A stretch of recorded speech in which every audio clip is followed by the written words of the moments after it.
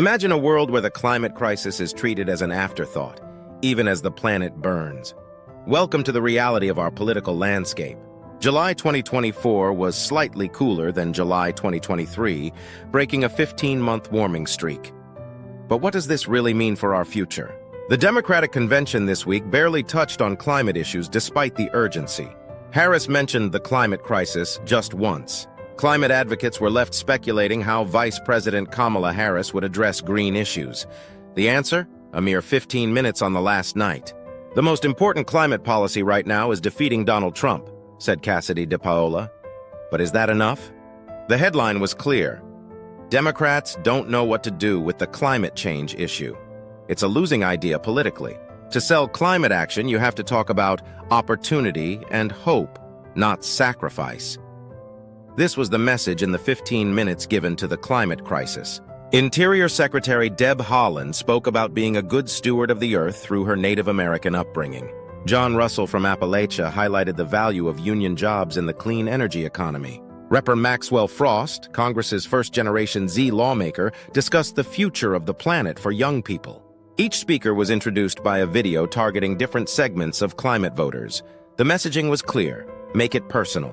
Ben Jealous of the Sierra Club emphasized job creation in the clean energy sector as the strongest climate message. Until I have a good job, that's my focus, Jealous said, highlighting the hierarchy of needs. Healthcare improvements from shutting down coal plants were also touted as a benefit of climate action.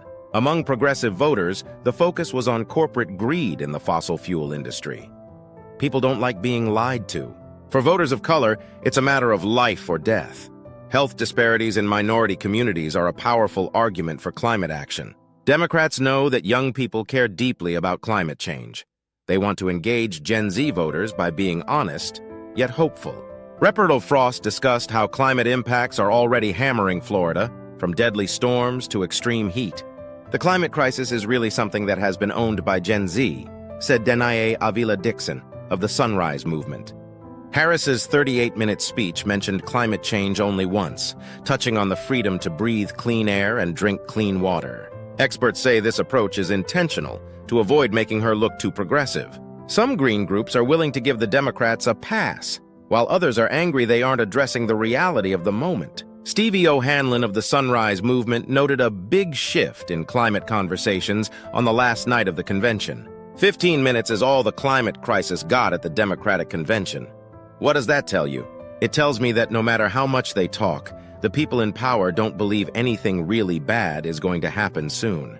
The climate crisis still seems far off on the horizon to our political class right now. But why is that? Because no matter who wins, the climate crisis is going to get a lot worse over the next 4 to 5 years. Human activities have already increased average global temperatures by +1, 26 degrees Celsius above pre-industrial levels. 2024 is likely to be the first year that average temperatures surpass +1, 5 degrees Celsius of warming. Most climate models expected the +1, 5 degrees Celsius threshold to not be exceeded until the early 2030s. But now it's happening sooner.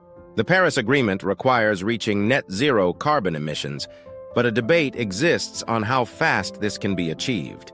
The world does not end at 1.5 degrees Celsius, and every tenth of a degree matters. This is our reality. Stay informed, stay engaged. The future depends on it.